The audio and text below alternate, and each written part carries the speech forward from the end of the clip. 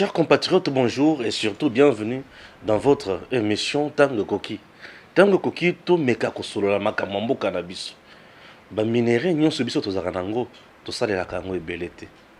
To lobaka balkanisation na mboka na biso, mais moi je peux te parler aujourd'hui que balkanisation na ndenge moko boye et ça les maka déjà mais vous comprenez raté. Oui. Et ça les maka déjà mais bato ba comprendre raté. Na kolobela point mosusu ya ba menace ya Katumbi na trahison. Menace ya Katumbi na trahison devant ses intérêts, le peuple congolais n'a pas sa place. Devant les intérêts de Katumbi, le peuple congolais n'a pas sa place. Et troisième point, la loi Tchani aujourd'hui doit interpeller tout le monde. La proposition portant verrouillage, il y a certains postes, il y a souveraineté dans mboka na biso lelo bato bazo comprendre tina na yango. Loi Tchani lelo ezui tina na yango. Batu ba comprena kate. Na banda d'abord na makambo ya est. Boko prendre ndenge pe Mamadou Ndala kufa. Mamadou Ndala abeti M23. Abeti M23. Batu ba comprena te. M23 ici. Boko comprendre rôle batuti ba jouaka. Pour comprendre pourquoi le président Félix Tshisekedi a dit que Banyamulenge sont nos frères. Oui, Banyamulenge sont des Congolais. Est-ce que vous avez des informations dans Makambouana? Tu vas comprendre. Commençons na Banyamulenge. Tout le Congo, des bakima bitumba epana bango baye ba s'installer na Congo ba umeli ba boti na ba congolais ba boti na ba congolaise ba kei to sangani et le Congo na boera epana bango ezali non intégration na société na biso po ba si ba ya to kosala sikoyo ndenge nini ba si ba kota déjà na mboka. On doit évoluer puisque vous êtes battre nzambe, on ne refuse pas, mais mutuna mutu aya azo ba limite na ye. Vous savez Banyamulenge ba tuti et consort baza batu oyo ba se victimisaka mingi. Bango bakanisaka ke tulingaka balingaka bango te. Bango bakanisaka ke bango nde il faut bazala soki ndenge nini. Bazomi mona minoritaire, baza marginalisé, non. La RDC Banyamulenge na batuti bazoke pour na temps on a dit ko ba fundi bitakwira. Soit disant qu'il y a contre bango na makambo ebele, non. Bitakwira ezala ekolo na ye. Baza majoritaire na Congo te. Ezala baluba baza majoritaire na Congo te. Ekolo bangala ezala kate ezala ba mongo ezala baza majoritaire na Congo te. Ezala ekolo moko te o ezala majoritaire na Congo. Le Congo a plus de 400 et quelques ethnies. Ethnie na ethnie ezala place nango. Mais bino boya sekoya. Alors ezala moi pas si boluka bo sala soki ndenge nini te, non. Boye sekoya. Mais dis-moi, bah, pesa bino esika bo vanda. Et bisika ba pesa bino bo vanda. Bo vanda na kimia qui est bokota na muzindo ya koloba makambo moko boye o eza na tina mon côté. Et ces gens se sont organisés. Ils se sont organisés na degré moko ya kosakana te les touti les Banyamulenge qui sont ici en RDC. Ba s'organiser na degré moko zanate. Et la majorité na bango nyonso baza na niveau ya États-Unis. L'administration, je vais te faire une révélation. Il y a que l'administration, il y a sur le plan mondial, les États-Unis et consorts, il y a ceux qui parfois dans Makambo Afrique, entre autres, Ouganda, Burundi, Rwanda, RDC et les autres. Les Tutsis, les Banyamulenge sont là. Ceux qui je t'informe, les Tutsis Banyamulenge sont là. Raison pour laquelle tant au président Félix Alobaka que les Banyamulenge sont des Congolais wana. Il était très sage, j'ai dit très sage. Le président Félix que nous avons, je l'appelle toujours bénédiction, batubaye bagate. Est-ce que oyebaki makamodaki likolo na biso? Pour Bango, lokola bazaka na ba administration sur le plan mondial, il y a ba grands décideurs. Et bango ne mutu basoki par na ba question neti ya ba mboka na biso et consort. Et au moment où finga bango kuna metala bango niveau baza c'est quoi l'organisation bazaka ini ceux qui moko na bango azawana mosusu azoya bazobunda bazomibundisa bango na bango te baza wana bavandi wana po basala réseau na bango et ils ont un réseau sur le plan mondial là où se prennent de grandes décisions. La preuve, leur Mamadou Ndala na tango Kabila azobunda alongi M23 nazaki invention ya Mindele. Il y a deux pays qui étaient derrière Makambo M23 et Kabila a laissé. Et il était impuissant, il ne pouvait pas faire autrement. Mais imaginez-vous que l'ère guerre on a ici Mamadou Ndala ba bengi saye ba ebisiye boyi. Soki olingi tomoni osali bitumba olongi obundi c'est bien. Soki olingi bomoyi na yo tozo récompenser yo. Zwa misolo autant okozala na sécurité na yo na bana na yo libota mobimba okovanda na mboka nyonso okolinga kovanda. Vous comprenez? Makambo bana Mamadou Ndala okovanda bisika nyonso okolinga kovanda. Mamadou Ndala devant mboka intérêt ya peuple atali insécurité alabité ngai na kobunda kaka na ba contre bato oyo bayebisa ye Mamadou soki olingi okovanda bisi okovanda wana représentant oyo ayaka awa ya Nations Unies Munyamulenge Batuti ah oui aye koloba makambo ya Congo ono ya Congo ya bilo mosuifo to comprendre kayango que au moment où ba congolais biso to vande a to sala ba distraction. Il y a des gens qui nous dirigent na degré moko likolo na silence biso to vandi a to sala distraction ne sika to sangana to zale loko moko to sunga ba konzio baza en place to kende liboso biso to ali ko bundisa bango tant bali ko bundisa Félix Tshisekedi o ya si a comprendre makambo ebele ya mongu na ndenga za en place bo sala erreur monumentale muto ali ko bundisa Félix Tshisekedi azali munguna ya Congo. Félix Tshisekedi bato bazobundisa ye bazali banguna ya Congo. Félix Tshisekedi représente les intérêts du peuple congolais. Mais bato bazobundisa ye bazo représenter l'intérêt na bango moko. Tina wapi bazobundisa Félix. Yoka bayebisa Mamadou Ndala. Lungwa tika makambo wana. Mamadou Ndala boy. Ba nommé OK c'est bon lokola boy zela kasi. Bango bake akei. Mamadou Ndala bachai na force à la tête. Ya makambo ba omoja e console biloko ebele wana. Le nom m'échappe encore. Nako kende na kokota malamoko na zamba na lance roquette na kotomé na biscade na lance roquette. Histoire est finie. Vous avez compris? Entre-temps le M23 banda coopérer. Bozoma bango bazaki côté à parc ya Virunga. Ba encercle côté wana au moment où je vous parle. Banyama ya Congo ebele ya parc ya Virunga ekenda na Rwanda. Ekenda na Rwanda. Banyama ebele ekenda Rwanda. Au Rwanda, soki osali accident, malamu otuta moto. Soki otuti nyama, tu fais la prison avec une peine lourde. Otuti nzete, tu fais la prison avec une peine lourde. Les animaux, ils en ont mutuya makasi koleka na bato. La vie est moins chère là-bas. Ils vivent bien et ils sont sécurisés. Et partout où bango bazalaka bamona ka ondire Kagame azawana. Ils respectent bazo craindre mutuana na degré moko sakanate. Et ces gens-là, basalaka makambo ya minene. S'investir mingi. Bazu maïle la bango bâti en place. Bazo exploiter ba or et pas na biso, bazo exploiter ba cobalt et pas na biso. Mais nous, toza kaka na dialogue. Biso tozaka na makambo consensus. Biso tozaka na makambo élection. Les élections ne font jamais développer un pays. Élection est là pour faire développer un bokate. Le pays se développe lorsqu'il y a une gestion rationnelle, lorsqu'il y a des gens capables, lorsqu'il y a des gens appropriés, lorsque les gens discutent de développement. En RDC, les gens débattent pour aller aux élections. Les gens en RDC cherchent uniquement Moussala Alia, Aïba, Akoma Moutombongo, Asalaba, Mafia Naye. C'est ça la RDC. C'est ça, c'est qui nous tue. Au moment où je vous parle, au Rwanda, il y a commenté dans l'usine ya mamba or, mais quand on a vu ce usine mon côté ya mamba, on y a minéré na biso, exacté.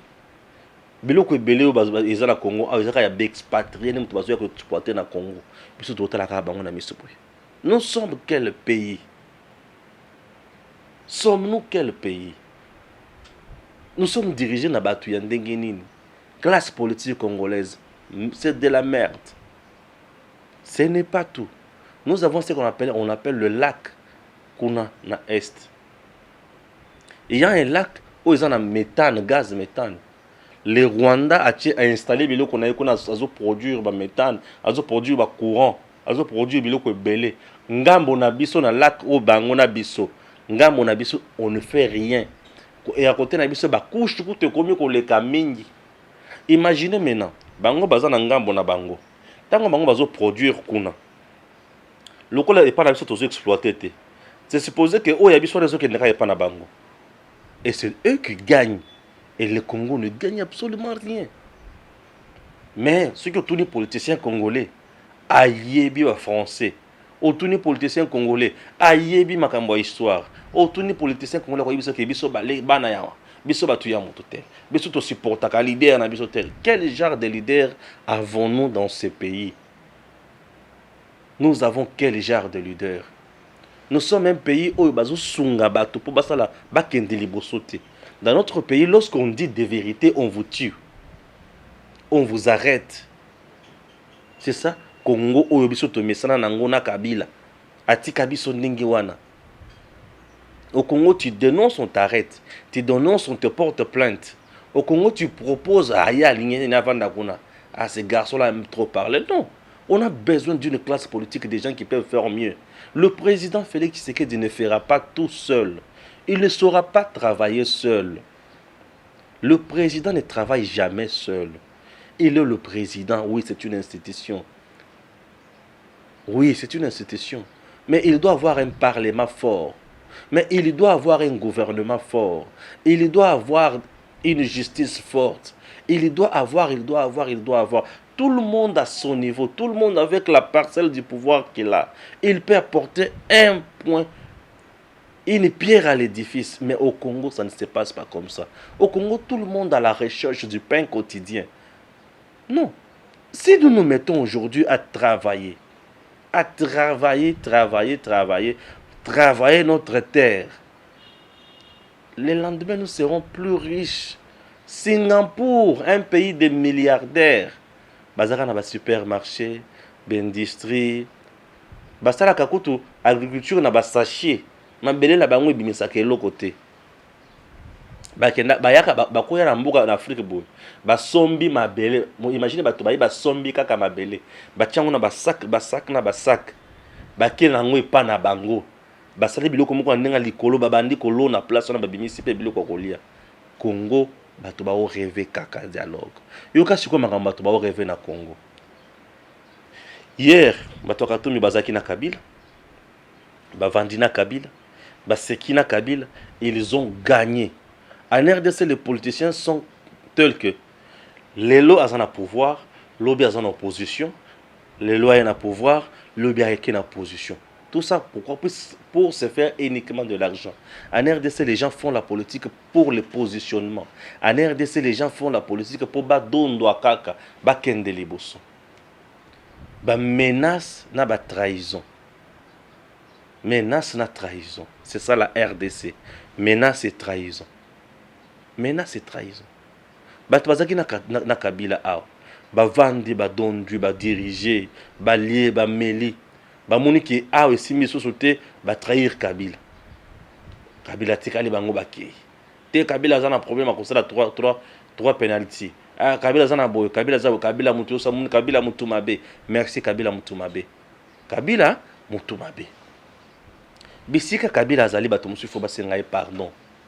Je vous dis, c'est l'homme le plus critiqué au Congo. Certainement pour avoir mal dirigé le Congo. Mais avec qui? Avec bato oyo lelo bazalo ngomba pesa bato ba leçon. Soit disant forcing, soit disant non. Tous ces gens ont dirigé avec Kabila et l'ont trahi. Vous dirigez les Bolivie ensemble, vous avez pillé ensemble et par après vous les quittez. Kabila pende mona sala bato mususu banko. Ah oui. C'est comme ça que Joseph Kabila a fait à Salabatouso Banco. S'il y a quelqu'un dans ce pays qui a été trahi plusieurs fois, c'est Kabila. Tu vas trahir rien dans les beaux mains. Qui est vers lui, se faire mbongo, comme un millionnaire, un milliardaire. Et par après, trahir rien, bimisi kakamabe, bango babimi saint. Les photos, c'est la vérité. Les babimi saint. Maintenant, c'est les bosso. Est-ce que tu me lobby awanin? Ce qui loi chani, meki ko tiangwaka na ordre du jour na parlement, je vais quitter l'union sacrée. Première menace. Il va quitter quoi? L'union sacrée. Lelo. Ce qui sali forcing ya kokende makambo seni sans qu'il y ait à signer document ya bato ba kokende kuna te. Il va quitter l'union sacrée. Toujours deux menaces. Vous vous souvenez tant le feu Kadiombo nous a dit que Moutoua Kanga ba minéré ya Congo na Zambie, soit disant que la Jekami na zana nyongo na ye. Ce qui bopesi ya ngote na kopesa bino minéré ya ngote. Menace toujours. C'est quelqu'un qui est spécialiste dans ma matali ba menace. Akangi minéré ya lobi soki bo futi mbongo na ngate na ko libérer ya ngote. Menace. Faut troisième penalty, ce qui bobo yango to kondimate, menace. Wana beti na Kabila. Il a quitté Kabila. Et Kabila a dit que celui-là me rappelle un Judas. Allez-y comprendre bato ya modèle wana. Ce qui mutozo le baki muto wana zo rappeler un Judas. Donc Kabila atali na monde, na mokilo ya biso oyo. Amoni mutute. Amoni ni Mobutu te. Ni Lumumba kutute. Amoni ni Mwenga Savobo. Amoni mutute. Abi o wana zo rappeler un Judas. À qui la Bible. Donc à quelle personne la Bible a tali biloko yo so bateya ye na bomwana na l'église à l'habité l'église penza atangi tomate atangi Pierre te atangi même pas Jean-Baptiste atangi même pas moi si oyo aloba na mwana na ye kesenga na roi mutu ya Jean-Baptiste na sani amoni wana te alobi azo rappeler nga Juda nani mutu oyo ateka mwana na nzambe po aboma bato nyonso. Puisque la personne qui a vendu Jésus ne voulait pas le bien-être des gens, mais il a été confondu. Aujourd'hui, Kabila ye wana vandi. Kabila ye wana tolobi Kabila ye wana vandi. Disons-nous maintenant des vérités. Pour ce que Kabila vandi, ce qui a azo kocha président Félix Bako Kanjam. Mais la rovana denga vandi wana te. Mais tala siko bato président Félix azo collaborer na bango ndenge ba osala. Bazo menacer ye. Kabila ko totala bazaki na FCC na Félix. Kabila ye moko boye amenacer Félix na tikali ko monate. Kabila ye moko boye ye asali abandi ko menacer Félix. Na tikali ko monate. Kabila. O yazaki na nyonso o ko tozaki na tala ba député. Atikali ko menacer te. Tala siko muto za sur 70 quelques députés. Tala ba menace. Ezaka mukebo moi je vais quitter. Nous sommes les abanches ba surenchère. Ba mona balenge la été ezo quitter ezo kende wapi. Azo quitter ezo kende wapi. Mais il a fait semblant ici d'aller à Goma récemment. Soit disant pour trouver des solutions pour que ça va ninga esengo kuna. Soit disant pour na kosunga bango aglinga bango mingi les noms justes. Aujourd'hui, le pays n'impasse. Après avoir instrumentalisé la Senko, instrumentalisé l'ECC, vouloir corrompre les 6 confessions religieuses, ça n'a pas tenu.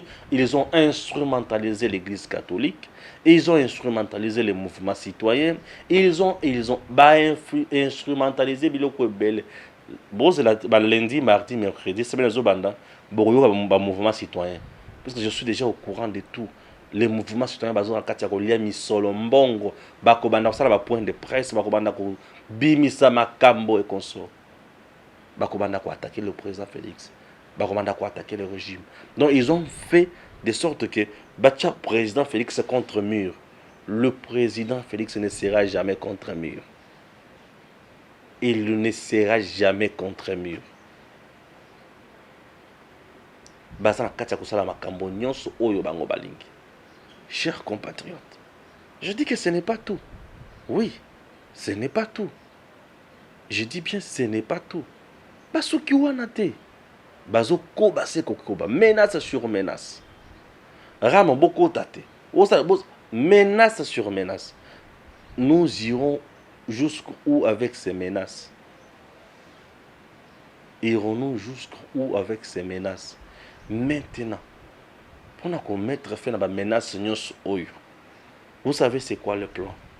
Ngai siko na moni que puisque oyo ezola ki sabato o baza lié na peuple congolais te. Bato baluka bolamu ya peuple te. Lokola baluka bolamu ya peuple te, Gims Lokumu, on se retrouve après la pub pour appeler ça siko bato bas piste des solutions. Inutile de voyager, inutile de se tracasser. Arcis Style de Rêve, une boutique d'habillement et salle de mariage vient donner solution à vos inquiétudes. La boutique offre des articles de qualité 100% turquie. La boutique dispose des robes pour mariage civil et religieux, y compris tous les accessoires, de vestes cérémoniales et de bureaux de grands messieurs, des robes de soirée et habillement de grandes dames, des chaussures basket, perpètes et mocassins hommes et dames. Arcis Style de Rêve n'a pas oublié l'habillement des tout petits de 2 ans à 16 ans. Arcis Style de Rêve livre également dans toutes les provinces de la République démocratique du Congo. Arcis Style de Rêve a des chemises de classe et tenues de conférences. Comment retrouver la boutique Arcis Style de Rêve? Elle est située sur la 8e rue Limité Industrielle, plus précisément en face du ministère Amen, sur Facebook. Arcis Style de Rêve, sur WhatsApp 081 198 83 11 09 95 99 00 96. Arcis Style de Rêve, c'est la réalité dans le monde de la SAP. Arcis Style de Rêve, c'est la classe. Voilà, raison pour laquelle je dis, il faut les lots, tu vas comprendre. Le coup bango bazo salaka boy. Tout ça, les apôts, bato bazo la lié na Congo te. Le coup bato bazo linga Congo te. Qu'est-ce que je dis? Le coup bato bazo la lié na peuple congolais te. Besoin de ceux qui ont lié na population te. Et vous allez moi pas si vous allez pas si na bango. Bande que le peuple congolais souffre. Nous souffrons.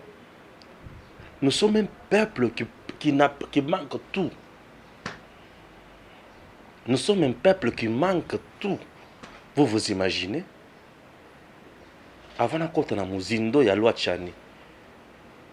Puisque na moni ki tango koki ya loi Tchani ezala na mibeko na mboka na biso. Nous sommes un peuple qui manque tout.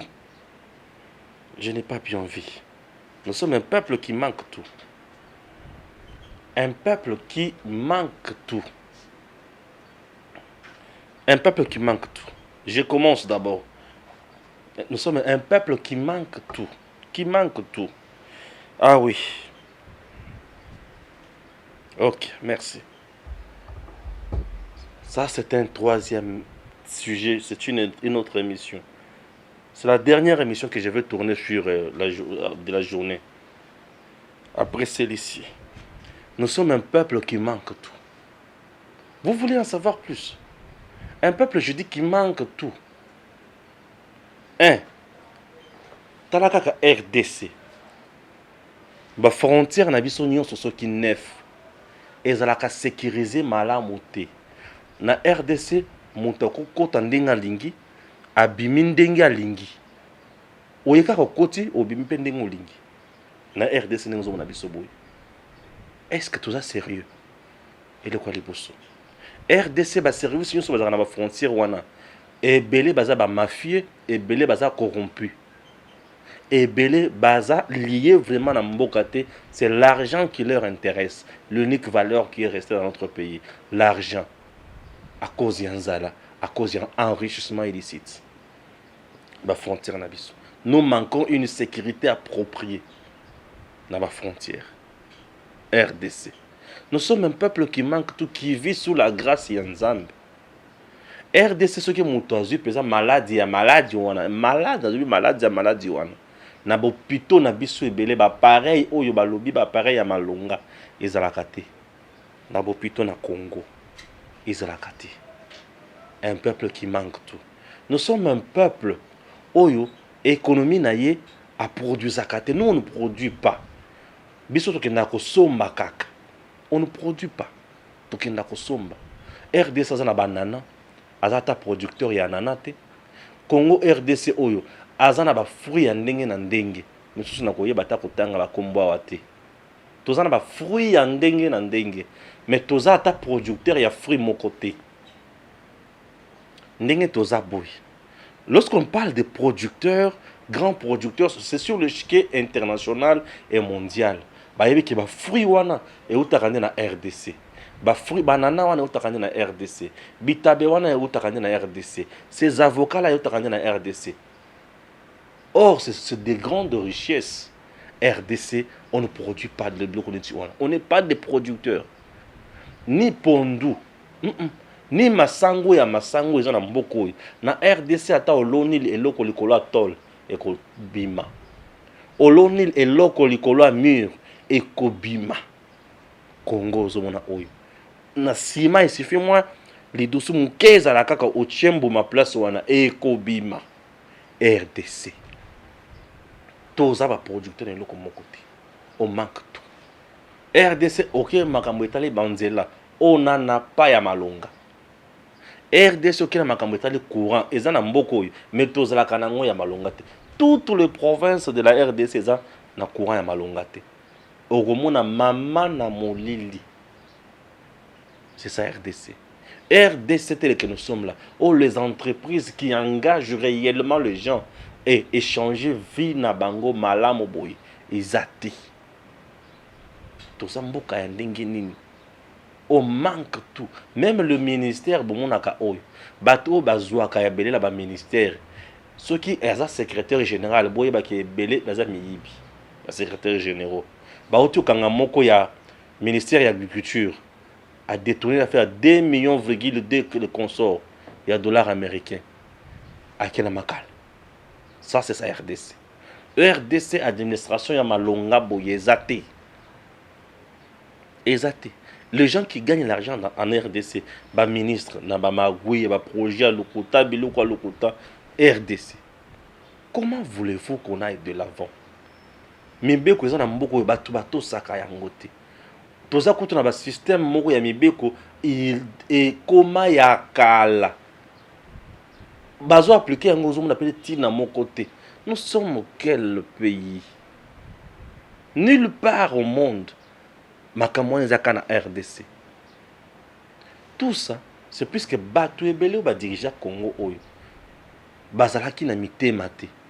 Batou Bauti na rébellion, neti ba musée, na Batou na Ednon, so Bauta ki na rébellion, les Rwandais consort.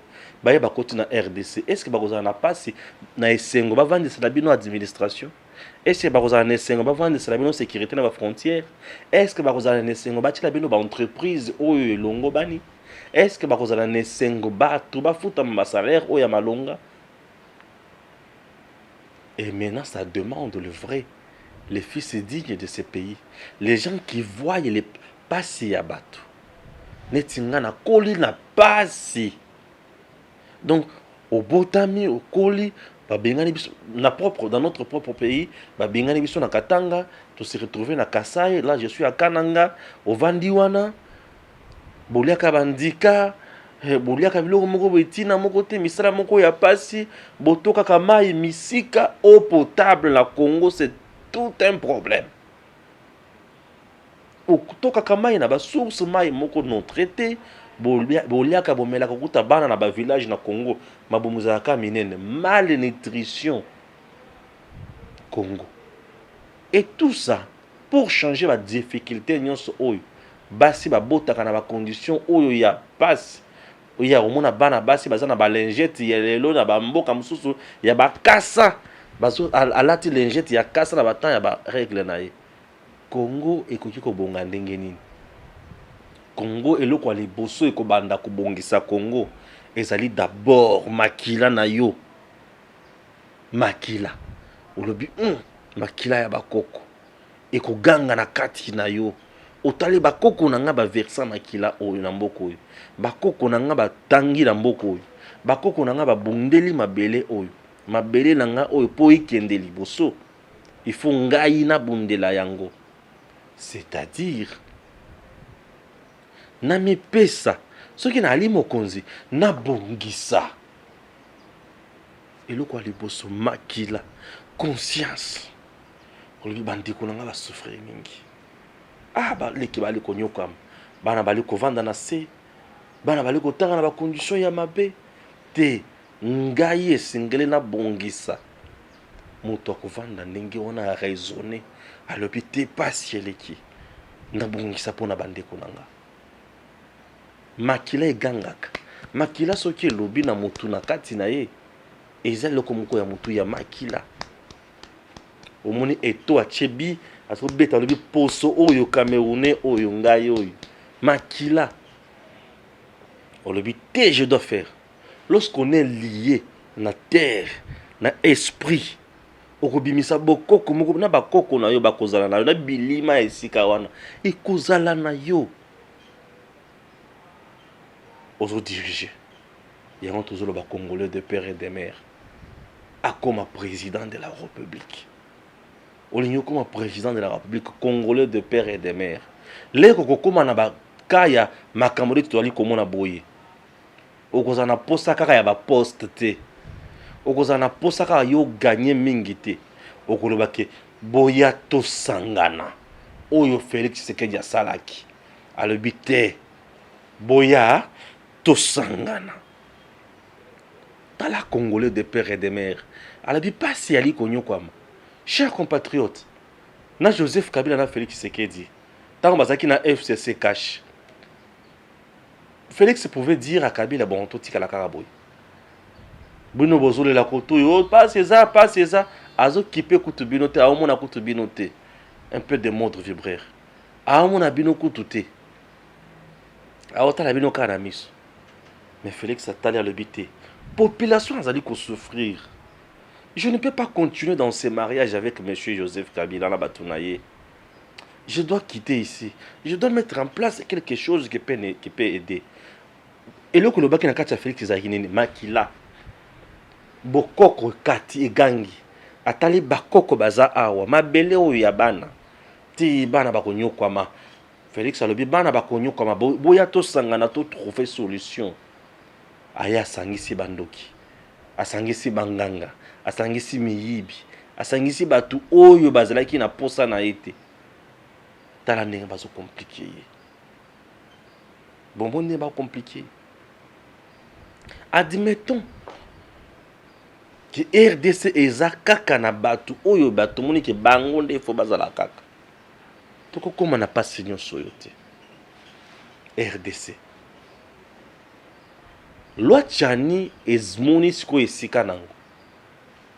Nesika bato bakimaka mboka ndenge balingi bakotaka mboka ndenge balingi toza na DGM mokonzi ya DGM kuna de père et de mère ok toza na oyo ya nani ya ANER de père et de mère très bien boza na président ya Sénat baati lokwebo de père et de mère tala mosala ndenge azali kosala boza na mbonso awa de père et de mère tala ndenge azali kobunda mpona Congo Bozana sama le compte de père et de mère. Tala ndenge azali kobunda na gouvernement na ye.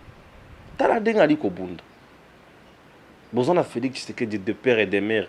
Tala ndenge ali kobunda. Siko bolobi ki siko na armée de père et de mère azala so rapi pour babunda po na école.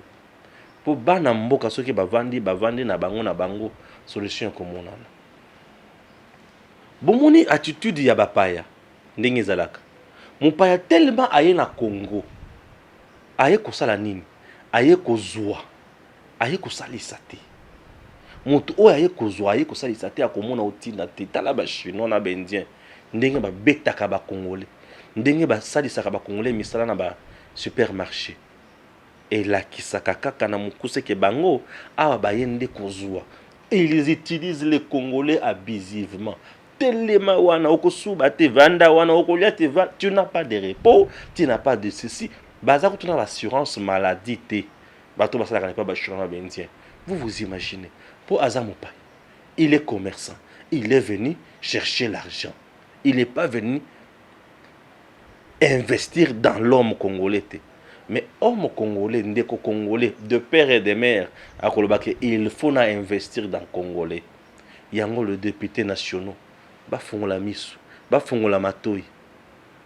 J'appelle Mbosso, fongola miso, fongola matoi. Loi Tchani et Sengeli et votame, ba voter loi Tchani. Aligner la loi Tchani. Cette loi va nous protéger.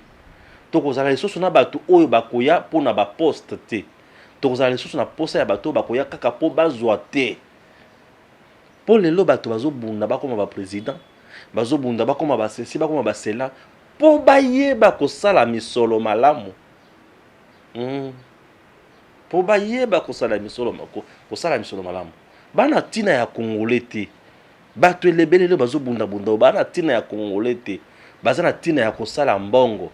Loi Tchani tala tango koki pona yango. Lokola bato nyonso babimisi manzaka na bango. Vous avez vu non? Bato nyonso babimisi manzaka na bango. Siko totala nani vrai Congolais oyo il faut diriger Congo. C'est très important. C'est une loi qui va nous protéger davantage. Parce que bon moni limite ya bapaya. Bon moni limite ya bato bazar na biso pona misolo. Bazolo ka obe kaka misolo. Mais bato oyo bakoya pona kosunga peuple congolais. Bazali. La loi Tchani est plus qu'urgent. Ça c'est sur le plan Yambo Cannabis. Sur le plan politique, tous les coups sont permis. Les gens qui sont restés dans l'union sacrée, oyo bazo menacé comme dans l'union sacrée, laissez-le partir. Comment bazo beta bino coup, bino bo beta bango pe coup. C'est ça. En politique, tous les coups sont permis. Comment expliquer? En politique, toi, tu as tes coups. L'adversaire a aussi ses coups. Il va te tuer, il va t'achever. Puisque dans tout ça, la population a s'enflammé. La population a ça la révolte. La population a côte en rébellion avec le président. C'est tout ce qu'ils veulent. Puisque lorsqu'ils bloquent tout, le message est que le peuple congolais la cité, et ça que Félix Tshisekedi a bloqué à l'ingaz de la CENI à Yemoko, à l'ingaz de l'élection, pour y avoir le président, à comme Kabila. C'est ça ce que les gens disent dans la société. Et pour mettre hors d'état de nuire tous ces détracteurs, tous ces malfrats, il est temps que la loi Tchani passe. Que les députés aussi de l'Union sacrée, au Batikali pro, Batikali conscient, au bazan a conscience ya malonga pour nous servir au peuple congolais et puis soutenir le chef de l'État. Basa la démarche pour la loi Tchani. Et zala na programme ba adopter yango, ba voter loi oyo. Et la Cour constitutionnelle vient de faire son rentrée. Sa rentrée plutôt. Comme la Cour constitutionnelle vient de faire sa rentrée, loi Tchani koko matikuna. Oui. Comme il est temps, il y a loi Tchani et ça la moussala nango. Loi Tchani fait comment? Parce que ça mon kebwe, biso ba député na biso to bimisi bango. OK, merci. Bien après pour le béni, ah biso peut to bimisi bango, c'est bien. Oyo batikali qu'il traite la loi Tchani. C'est cette loi qui doit mettre les points sur les i. C'est cette loi qui doit mettre qui ekobeta piololo. To koyeba ke nani akozala président, nani akozala présidente. Nani akoki kosala, nani akoki kosala te. Et de toyeba lisusu, pose la lisusu président ya CENI. To membre na CENI, quand même il faut la Congolais de père et de mère. Vous trouvez normal un Congolais, puisqu'il est devenu américain, à côté de la centrale électorale des États-Unis? Non, ça il s'agit d'une matière de souveraineté. Oui, ce sont mes idées. Na CENI mutupe wa koluka aza la président ya CENI, to aza la membre na CENI, wana il faut la Congolais de père et de mère. Mais bien connaître ya Tchani wana et ko changer makambo nyonso. Ça peut nous faire du bien aussi. Tous les coups sont permis et il est temps de donner le coup fatal à l'adversaire. Il est temps de donner le coup fatal à l'adversaire. Tango koki ya ko pesa e boto l'adversaire. C'est compliqué. Vous savez, chers compatriotes, aujourd'hui, je commence à raisonner entre statico et changer les systèmes. Qu'est-ce que vous voulez? Le statico, c'est-à-dire, on n'évolue pas. Bakomi Kobini, sa président Félix Tshisekedi. Bakomi Kobini, ça y est. Tout ça, bazo distraire Félix. Ils veulent quoi? Ils veulent que le président Félix Tshisekedi échoue. Ils veulent que le président Félix Tshisekedi plonge le pays dans le chaos. Pour baza lié na Congo, te baza lié na misolo ya Congo. Et ils veulent que le président Félix Tshisekedi échoue.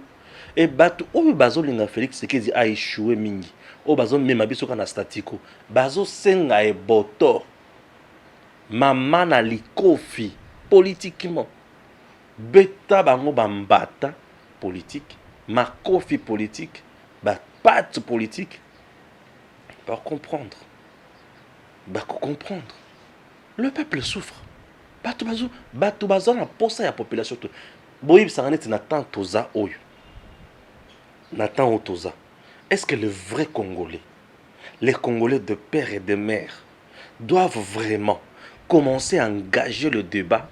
Il y a que tout ça la beauté, ngana lungu écoute.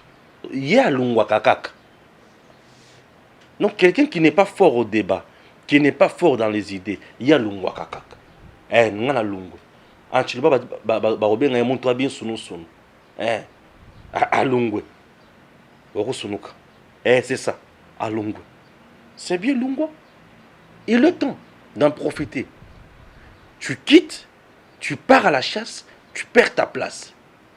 Tu perds ta place. Vous voyez tous les députés là.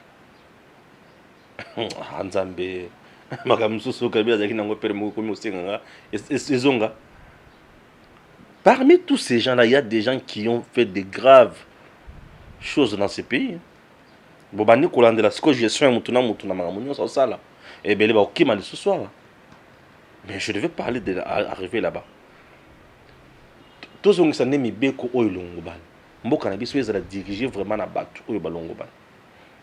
Les statico que je suis en train d'éviter.